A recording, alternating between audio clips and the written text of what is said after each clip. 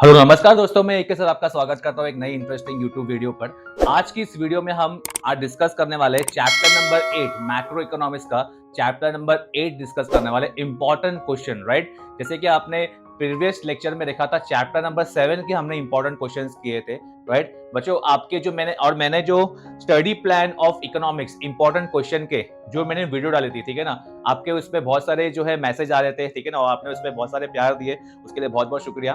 ठीक है ना बच्चों, इसीलिए मैंने डिसाइड किया कि मैक्रो इकोनॉमिक्स के जितने भी चैप्टर्स है, राइट, उसको हम लोग जितने भी इंपॉर्टेंट क्वेश्चन जो मैंने दिए थे वो हम यहाँ पे जो है रिवाइज करके रखेंगे और आपको ताकि आसानी हो जाए एग्जाम में लिखने के लिए।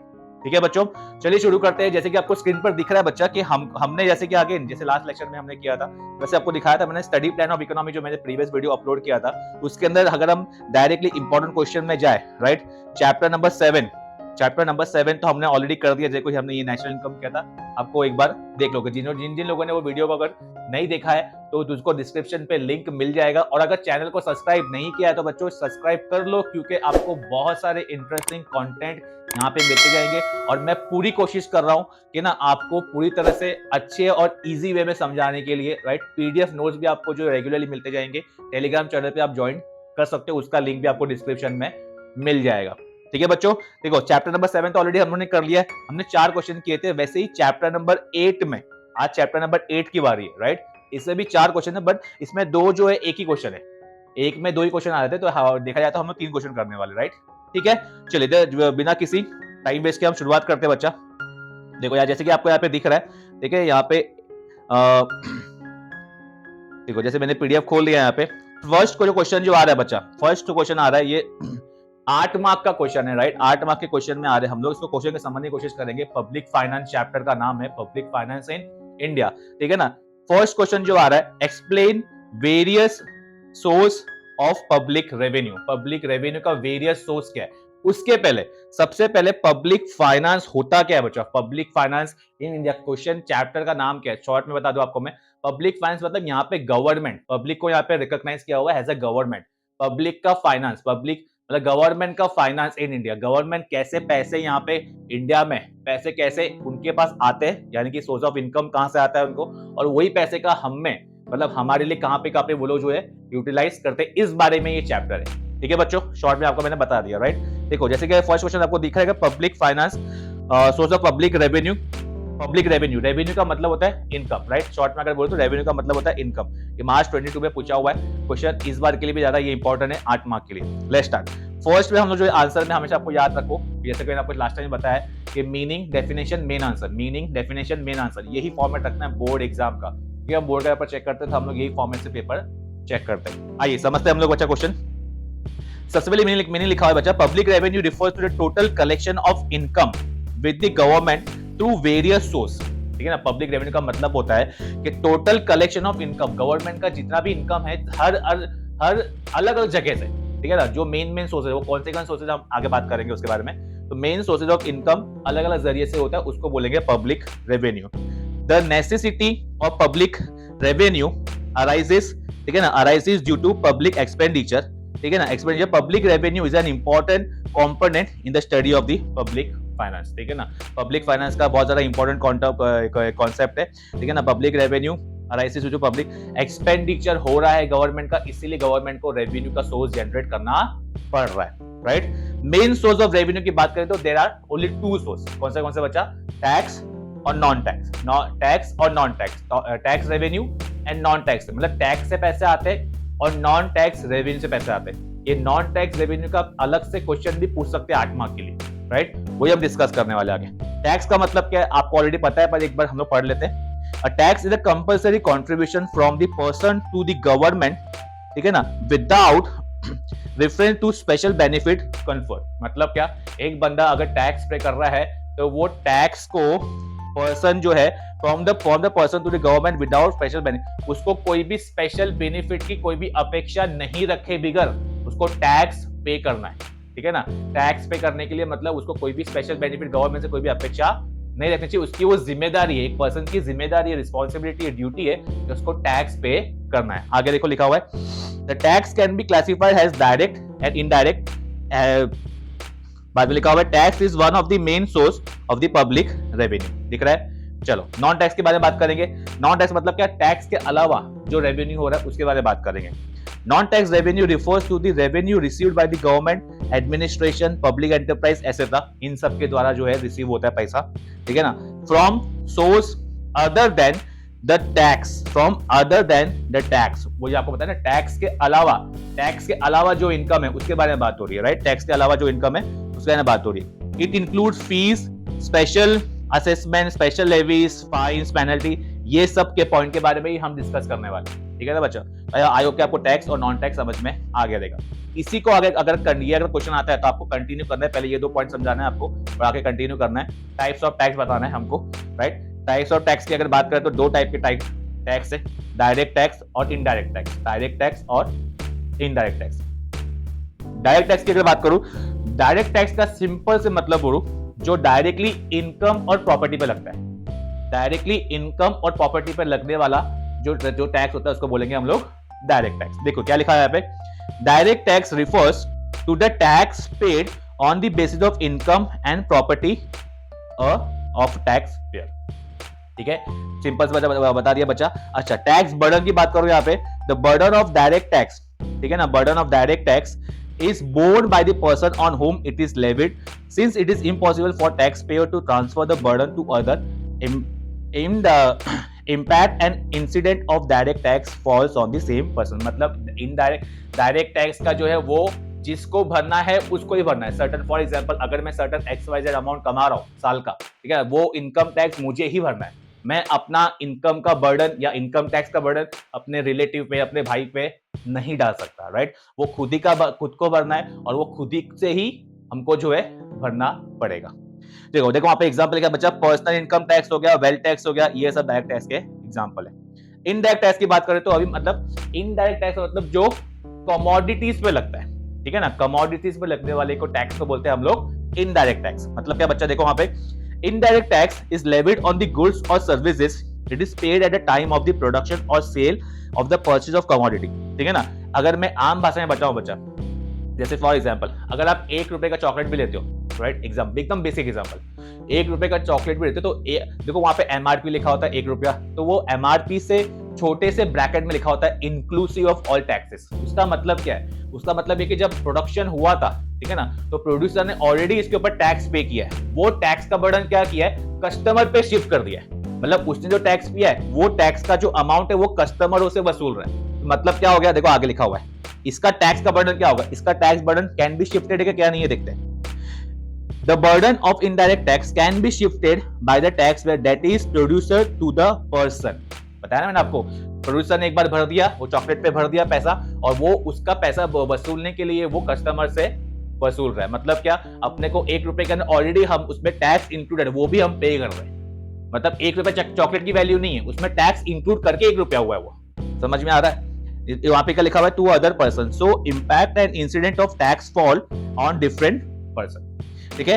नेक्स्ट का लिखा हुआ एग्जांपल बच्चा, जैसे कि जीएसटी हो गया, in India has replace almost all indirect tax. अभी आज के जमाने की बात करो तो जीएसटी सभी टैक्स को रिप्लेस कर दिया। चलिए आगे देखते हैं हम लोग नॉन टैक्स रेवेन्यू को, जैसे कि यहाँ पे लिखा है बच्चा, नॉन टैक्स रेवेन्यू की बात करता हूँ, जूम करता हूँ आपको दिखेगा बराबर। नॉन टैक्स रेवेन्यू की बात करो तो गवर्नमेंट के कौन से नॉन टैक्स रेवेन्यू, बहुत ही सिंपल है, बहुत ही इंटरेस्टिंग है, आओ समझते हैं। Non tax revenue refers to the revenue received by the government, administration, public enterprise etcetera from the source other than the tax. बता चुका हूं मैं आपको ऑलरेडी, टैक्स के अलावा जो पेमेंट हो रही है, टैक्स के अलावा जो इनकम हो रही है किसकी, गवर्नमेंट की, उसको बोलेंगे नॉन टैक्स रेवेन्यू। फर्स्ट आ रहा है आपका फीस मतलब क्या, जैसे एजुकेशन फीस हो गया, ठीक है ना, कॉलेज में जाते हैं हम लोग, ठीक है ना, एजुकेशन गवर्नमेंट कॉलेज वगैरह होता है तो वो जो फीस वगैरह वहां कलेक्ट करते हैं तो वो गवर्नमेंट के खाते में जाता है। डायरेक्ट बाद में क्या हो गया, रजिस्ट्रेशन फीस हो गया, किसी चीज का अपने रजिस्ट्रेशन करा है तो रजिस्ट्रेशन जो फीस आ रहा है वो भी गवर्नमेंट के खाते में जा रहा है। कोर्ट का फीस हो गया, वो ये सब फीस जो है ये सब गवर्नमेंट के खाते में एज अ फीस जा रहा है। क्या लिखा है वहां पे, unlike taxes fees is payment made by citizen in return for certain specific service provided by the government, example education fees, registration fees, court fees etcetera. समझ में आया बच्चा, फीस से भी उनका पेमेंट होता है। नेक्स्ट जरिया है price of the goods and services. मतलब क्या, modern government sell various goods and services to citizen, ठीक है ना। A price payment made by citizen to the government for the goods are and services sold to them, example railway fares, postal charges etc. समझ में आ रहा है? मतलब क्या बोल रहा है यहाँ पे, prices of goods and services बता रहे हैं कि यहाँ पे गवर्नमेंट जो है आपके लिए वो आप जो है गवर्नमेंट को इसके लिए पे करते हो। जैसे आप लिखा है ना एग्जांपल, रेलवे फेयर हो गया, प्राइसेस ऑफ पब्लिक गुड्स, मतलब पब्लिक यूटिलिटी, पब्लिक के फैसिलिटी के लिए क्या क्या गवर्नमेंट ने किया, उसके लिए भी हम पे करते हैं। जैसे हम लोग पोस्ट ऑफिस जाते हैं, रेलवे में ट्रेन में ट्रैवल करते हैं, ट्रेन का क्या आपको पता है, ये रेलवे में जो है गवर्नमेंट का मोनोपोली है, राइट। गवर्नमेंट जो भी चार्जेस रखेगा वो हमको पे करना रहेगा, तो वो सब पैसे गवर्नमेंट के खाते में जाते हैं, अदर देन टैक्स का इनकम। नेक्स्ट आ रहा है स्पेशल असेसमेंट। ये बराबर देखना बच्चा, स्पेशल असेसमेंट मतलब क्या है? Special assessment refer to the payment made by the citizen of a particular locality in exchange of certain special facility provided to them by public authority। मतलब क्या, हमारे एरिया में अगर हमको कुछ स्पेशल फैसिलिटी मिली है, उसके लिए हमको एक्स्ट्रा पे करना पड़ेगा। एग्जांपल देखते साइड समझ में आ जाए। Local bodies can levy special charges on the resident of a particular area where extra special facilities of roads, energy मतलब light, water supply etcetera are provided. Suppose करो कि हमारे एरिया में फॉर एग्जांपल XYZ एरिया में, हमारे area में for example street light नहीं है, तो हम लोग सब पूरे एरिया वालों ने मिलके एक एप्लीकेशन डाला म्युनिसिपैलिटी को कि हमारे एरिया में जो है स्ट्रीट लाइट वगैरह नहीं, आप कृपया करके इसमें कुछ ना कुछ कीजिए। तो स्ट्रीट लाइट वगैरह लग गई, एक्स्ट्रा स्ट्रीट लाइट वगैरह लग गई है, तो उसका पेमेंट वगैरह जो हमारे property tax and so tax में ऐड होके आएगा कि हमको एक्स्ट्रा फैसिलिटी मिल रही है, स्पेशल असेसमेंट मिल रहा है। ठीक है ना बच्चा। फाइनल नेक्स्ट क्या आ रहा है? Fines and penalty. Fine and penalty के जरिए भी पेमेंट आता है किसको? गवर्नमेंट को। कैसे कैसे फाइन्स देखो, government impose fines and penalty on people who violates the law from by the government. समझ में आ रहा है? जो लॉ तोड़ता है, ऑब्वियसली जो कानून तोड़ेगा उसको सजा भी मिलेगी ऑब्वियसली। ठीक है, तो पेनल्टी के जरिए एक गवर्नमेंट की इनकम भी हो रही है। जैसे कि यहाँ पे लिखा हुआ है, Here the objective is not to earn income, income कमाना नहीं है, but to discourage the citizen from violating the law। समझ में आ रहा है? उनको रोकना, उनको सबक सिखाना हो कि कानून है, कानून को अगर आप तोड़ोगे, कानून का अगर आप उल्लंघन करोगे, ठीक है ना, तो आपको पनिशमेंट मिलेगी। वो एक सजा, एक सबक सिखाने के लिए यहाँ पे जो है पेमेंट टैक्स लगाया हुआ है। एग्जाम्पल की बात करें यहाँ पे, fines for violating traffic rules.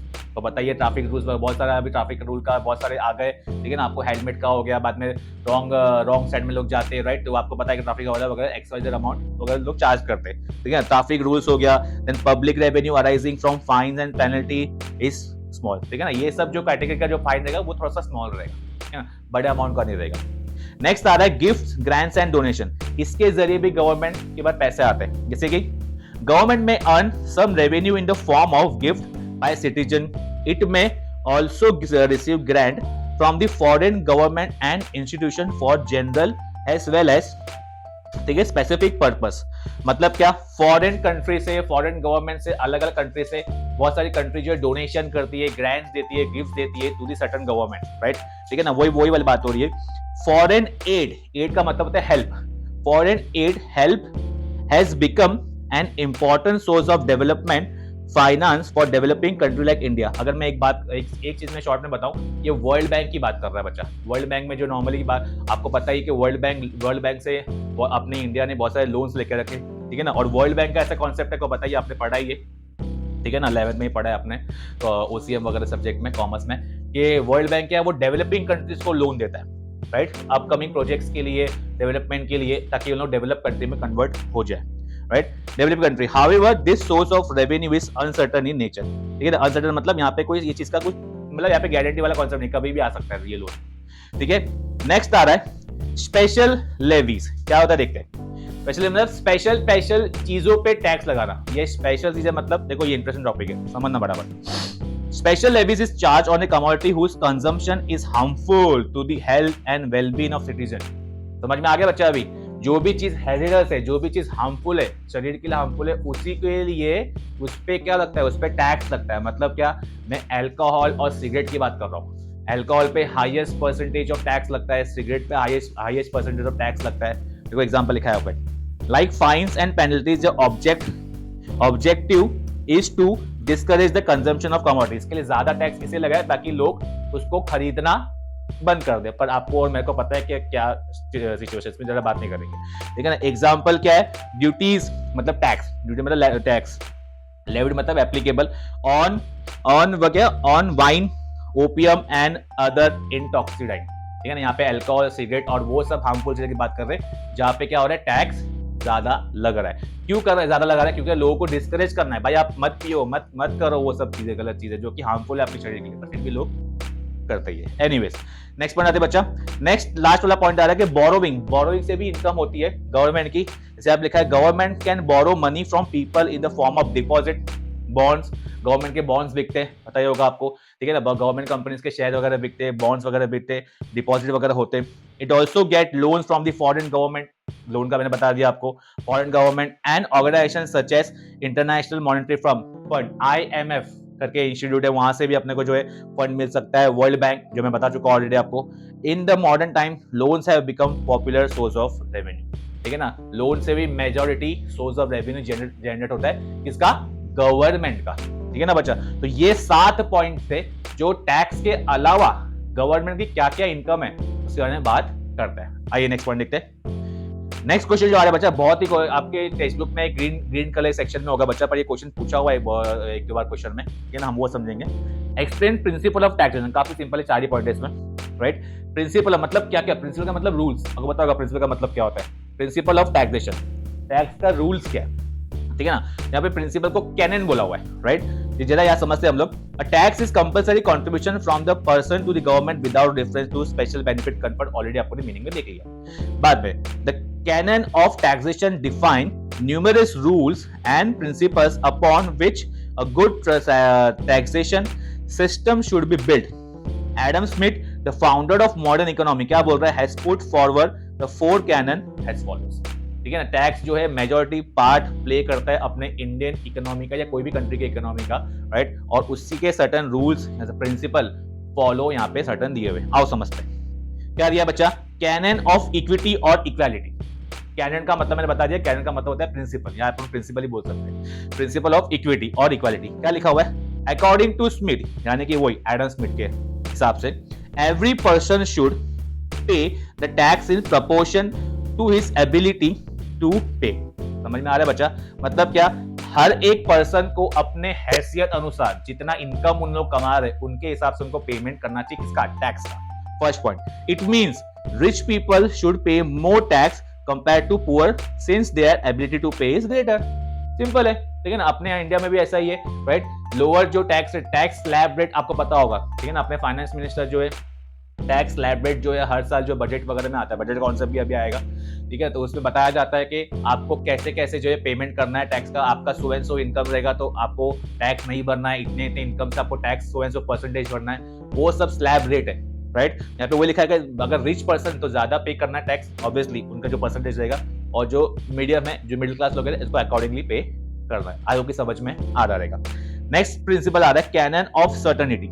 आई समझते क्या लिखा हुआ है, कैनन ऑफ सर्टेनिटी मतलब क्या, as per this canon there should be certainty in all aspect relating to the tax payment। मतलब क्या, that is taxpayer should know in advance how much tax he has to pay, at what time he has to pay and in what form it should be paid। certainty मतलब बता रहा है कि भाई बच्चा अपने एक टैक्स पेयर उसको इंफॉर्मेशन होना चाहिए, ठीक है ना। बहुत लोगों को, आधे से ज्यादा लोगों को, तो बहुत सारे लोगों को इन्फॉर्मेशन नहीं होता कि टैक्स को कैसे पे करना है, कितना टैक्स पे करना है, राइट।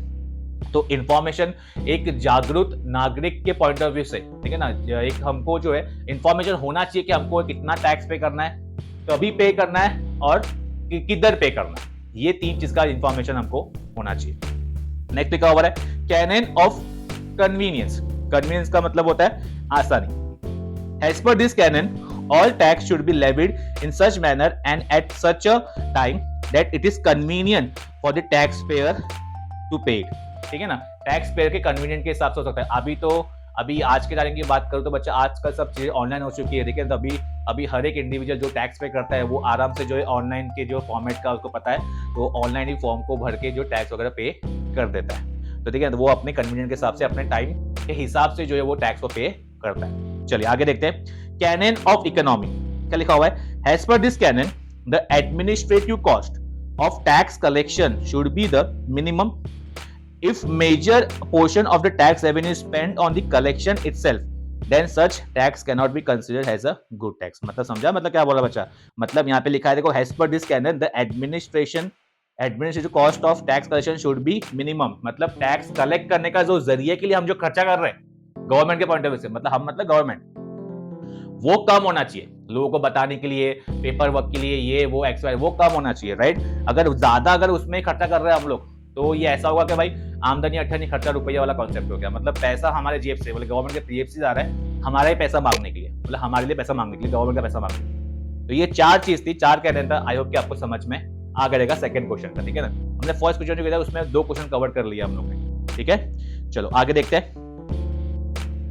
चलो ये लास्ट क्वेश्चन आ रहा है बच्चा, types of important, state the types and importance of government budget. ये बहुत ज्यादा इंपॉर्टेंट है, बहुत बार पूछा हुआ भी है, राइट। ये 8 मार्क के लिए भी पूछ सकते हैं हम लोग, ठीक है ना, और ये अलग से इसका कॉन्सेप्ट भी पूछ सकते हैं, ठीक है ना। समझते सबसे पहले बजट का मतलब क्या होता है बच्चा, बजट का मतलब क्या होता है, आराम से कहेंगे बच्चा, लास्ट क्वेश्चन है। Budget is an important instrument of financial administration, ठीक है ना, through which all financial affairs of the state government are regulated.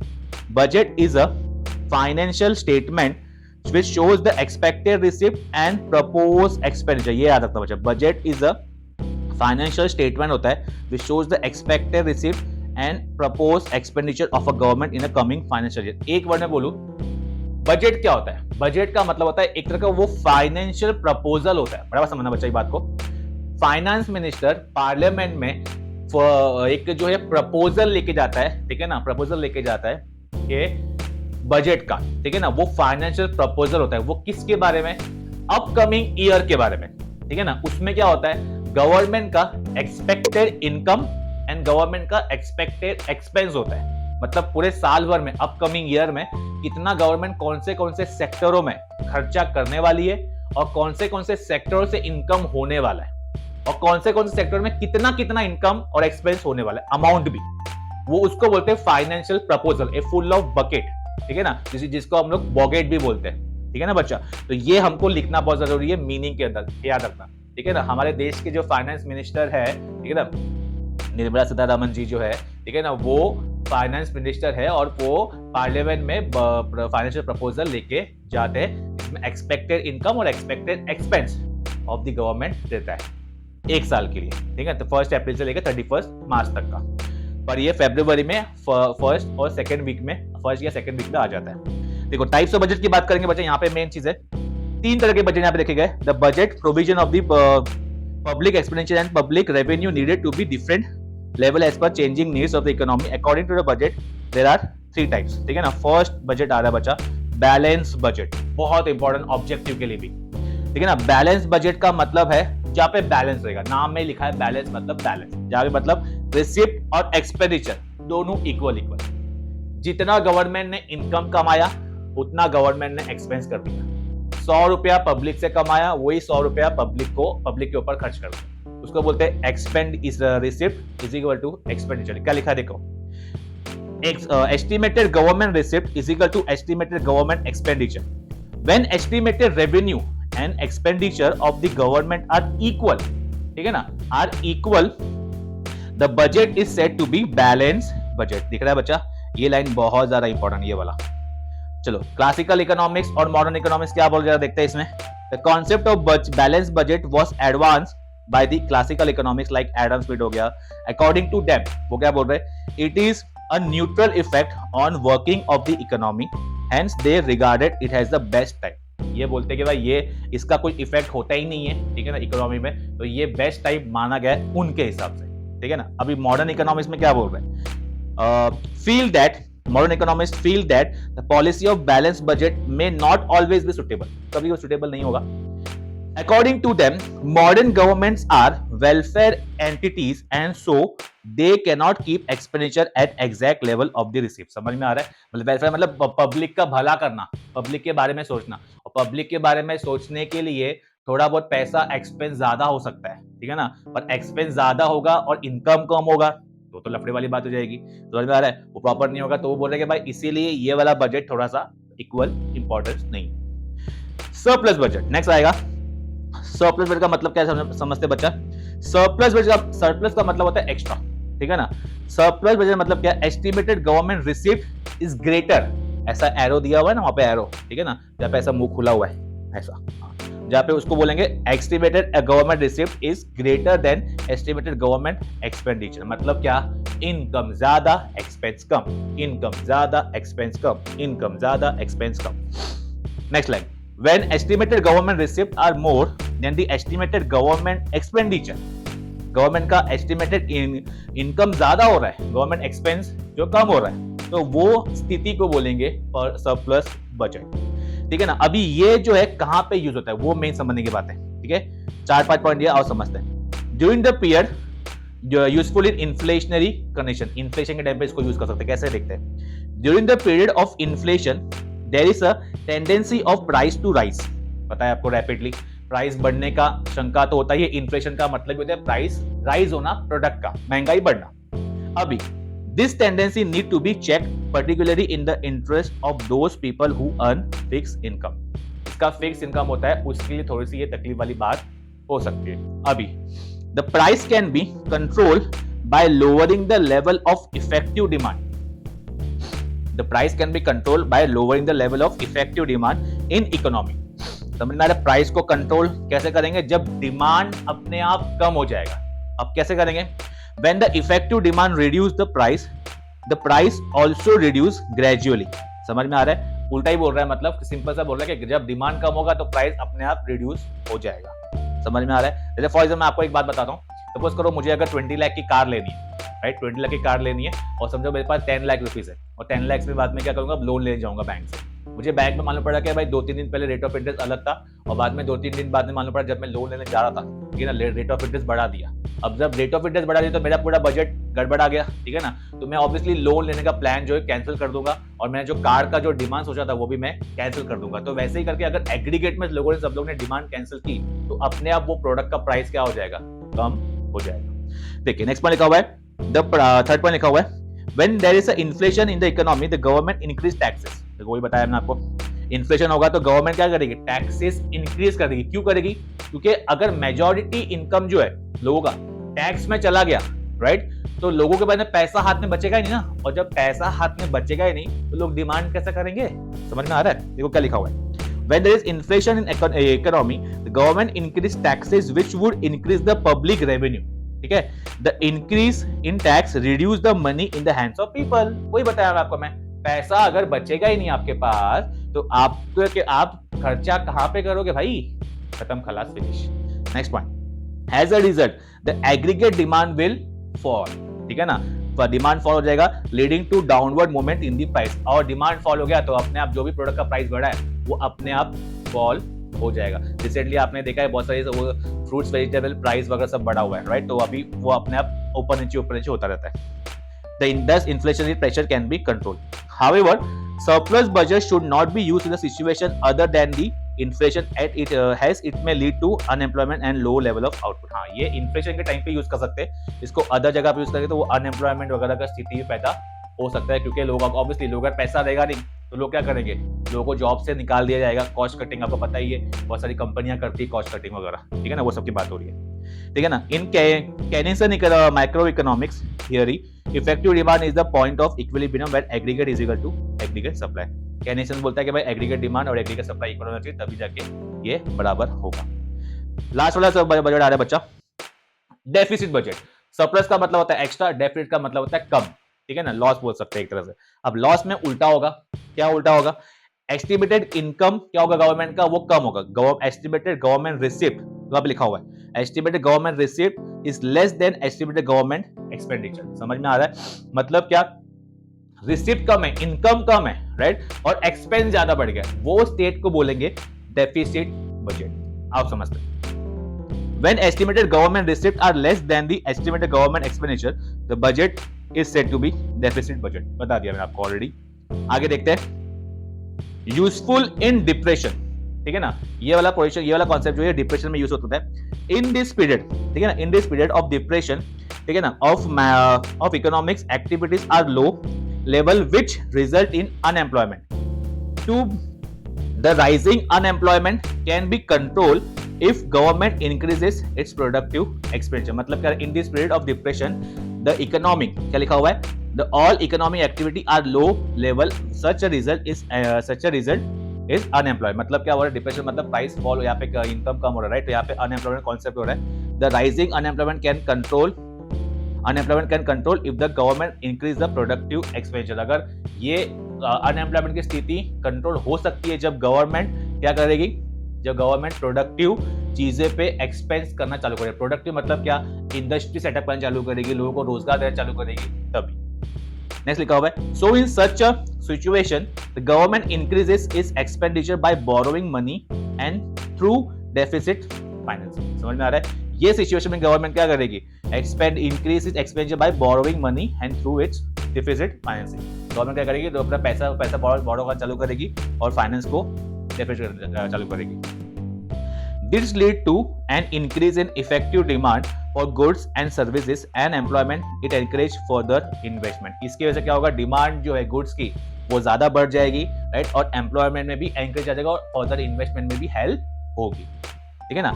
In modern time deficit budget is the most commonly implemented policy, ठीक है ना, of any government. Developing countries like India have consistently followed, ये देखो ये अच्छा important point है objectively, ठीक है ना, ये वाला बजट जो है अपने इंडिया फॉलो करती है। Deficit financing is a practice in which government spends more money than it receive has revenue, the difference is made up of borrowing और मीटिंग न्यू मनी, समझा बच्चा, ठीक है ना। देखो यहाँ पे स्मार्ट रिकैप दिया हुआ है, ठीक है ना, इसका स्मार्ट रिकैप दिया, आप इसको भी एक बार देख सकते हो, ठीक है। अगर मैं इंपॉर्टेंस ऑफ बजट की बात करूं, राइट, इंपॉर्टेंस ऑफ बजट की बात करूं तो यहाँ पे दिया हुआ है, फटाफट एक बार देख लो। देखो सरप्लस बजटेड इन्फ्लेशन में क्या होगा, डेफिसिट बजटेड डिप्रेशन में क्या होगा, वो देखो दिखा है वहाँ पे शॉर्ट में, ठीक है। अगर इंपॉर्टेंस ऑफ बजट की बात करो बच्चा, तो यहाँ पे लिखा हुआ है, union budget affects people and overall economy in number of ways. Union budget को यूनियन बजट बोलते हैं बच्चा, ठीक है ना, वो उसको वैसे मैंने बात बोला हुआ है, राइट, तो इसको अलग अलग तरीके से लोग जो इसको इफेक्ट करते हैं। आगे का लिखा हुआ है, taxes are the most interesting part of any budget, taxes जो है वो interesting part of any budget है। Tax determine the fate of business and individual, also the level of disposable income of tax payer depends on the tax rate presented in the budget. Tax rate के ऊपर depend करता है कि भाई आप कितना tax को डिस्पोज यानी कि देने वाले हो, राइट, और आपके कैश इन हैंड कितना बचेगा। Third point, government expenditure on defence, administration, infrastructure, education and health care etcetera affect the lives of citizen and overall economy. Government का खर्चा ये सब सेक्टर में तो होता ही रहता है, ठीक है, क्योंकि एक इंडिविजुअल का लाइफ बहुत ज्यादा प्रेशियस होती है, इसीलिए गवर्नमेंट ये सब चीज पे खर्चा करती रहती है। देन लिखा हुआ है, government use a budget has a medium of implementing economic policy in the country. समझ में आ रहा है, इकोनॉमिक पॉलिसी को मेंटेन रखना है, वो कंट्री में रहना है, तो इसके लिए वो पॉलिसी ये बजट का यूज करती है। Budgetary action affects production size, ठीक है ना, 5th पॉइंट में आ गया मैं।